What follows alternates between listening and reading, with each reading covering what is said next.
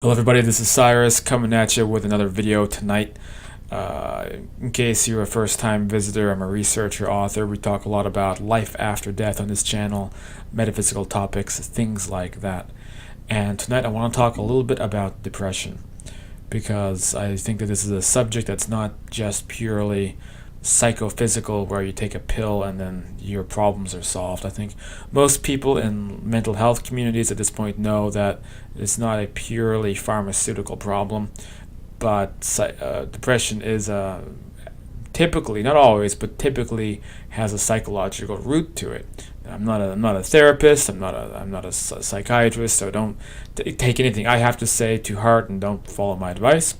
But I also want to talk about the kind of spiritual elements of depression.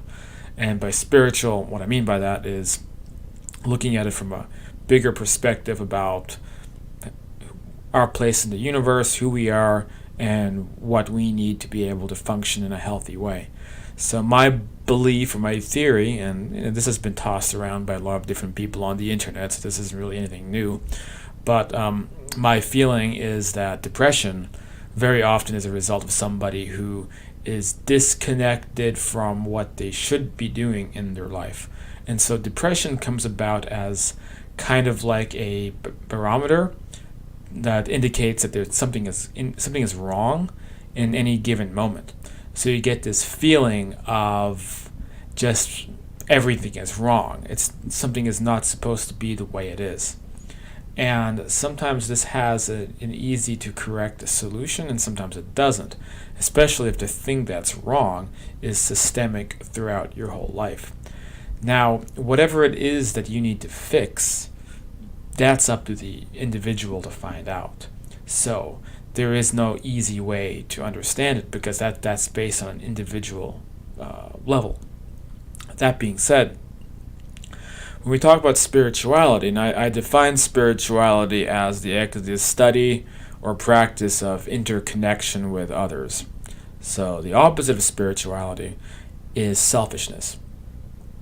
So when you practice selfishness, it won't necessarily make you depressed right away, but you're veering off the path of basically the source that we're trying to get back to, which is love, happiness, harmony with other people. So that's this kind of pulsing heart at the center of consciousness. And when we practice selfishness, sometimes we go down the path of selfishness for certain purposes.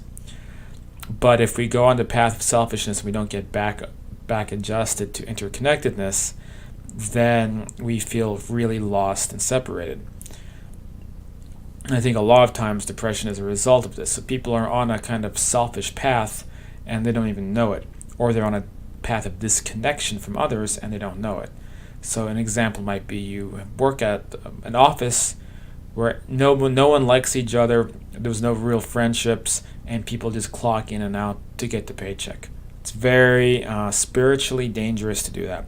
So even if you think you're just slogging through it and it's no big deal, it's going to take a toll on you no matter what. So that's a very dangerous territory to be in. So again, even if you don't think that it's having a negative effect on you, most likely it is. It's most likely accumulating some pretty bad stuff. And I think you need to be very careful of a situation like that. So situation number 2, you could be in a marriage where you guys are just playing pretend and there isn't really any love there. And there's big marriage issues in the USA, lots of divorces, what is like 70%. A lot of people getting married when they don't have any real love for each other. I think it's because America tends to be such a kind of selfish and closed-minded culture that people get married without having discovered themselves fully. And they're also coming out of a culture that doesn't really promote like a sense of community or neighborliness. So in cultures where everybody's kind of friends with each other, it's like the old world. And I would cite many countries I've traveled to, like from Turkey to Greece to Thailand to Indonesia to Philippines to many other places, even Mexico. This issue isn't so bad, and if you'll notice, the divorce rates are like far fewer than in the United States. And that's because these are cultures where people are naturally interconnected. And as a result, I think people have a greater love for themselves as well. And so people are able to be more compatible with each other. But if you go to a Western country, the USA, Canada, Australia, then you'll find that there's this kind of natural disconnection among people, and as a result, there's more depression. And so I think that's something to be very, very aware of. Now, even older cultures can have this issue too. I know, like South Korea has really high depression rates, and that's a culture that you have to kind of go to South Korea, I think, to understand this. But it's a culture that really values materialism. So it's so much focus on status and symbols of status, and as well as people kind of being reduced to a class-based system that again this badly disconnects people. I see some of the same issues in Japan. Of course, parts of Japan heavily connected or quote spiritual, but also anti-spiritual. So there's parts of Japanese culture where again people are reduced to their status, their class, their job, things like that. So cultures and systems like this, it's going to promote depression, and those cultures are going to have much more depressed people. So if you are depressed, it means that you may be a victim of a situation like this, and my first recommendation is for you to travel. So I almost sound like a broken record sometimes because I always advise people to go off and travel. But if you're like really depressed, what have you got to lose?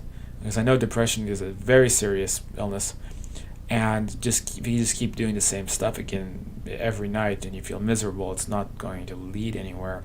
Traveling to a country that has that interconnected feeling may snap you out of it. So that's my first piece of advice. My second piece of advice is use it as a barometer to figure out what you're doing, what path you need to get back on. And it may relate to something that you're supposed to be doing in your life at any given moment. So, it could be career related, it could be, some way you're supposed to be helping other people, some way that you're supposed to be contributing to the world, or being in alignment with the things that you care about and are passionate about. And very often it involves other people. Sometimes not, but very often it does involve other people. We are social creatures, and even the worst introvert cannot deny that we are social creatures. And you can't hide behind the labels of being, I'm introverted, to keep with those patterns of behavior, especially if it could be leading to a systemic feeling of unhappiness. There's a lot more to talk about this subject, so those are some thoughts for tonight. Probably make more videos about this in the future, but that's what comes to me tonight. If you like this video, please hit subscribe, because whether or not I keep this channel going depends on if I can get at least enough subscribers to make it count. So I see like weird stuff on the subscriber graph. Like some days I'll get 10 new subscribers. I'll be like, yes. And then some days I'll get 0 and I'll be like, what am I doing? This isn't really working. So if you like what I have to say, please hit subscribe. It'll keep the channel going. And I have a much bigger community that's not attached to the YouTube group, which is on Facebook, Afterlife Topics and Metaphysics. I have a bunch of books out there, a couple books anyway. And I even have classes I do a couple times a week. And so all that is outside of YouTube. You can find the info on the video description if you want to check that out. And I'll see you guys next time.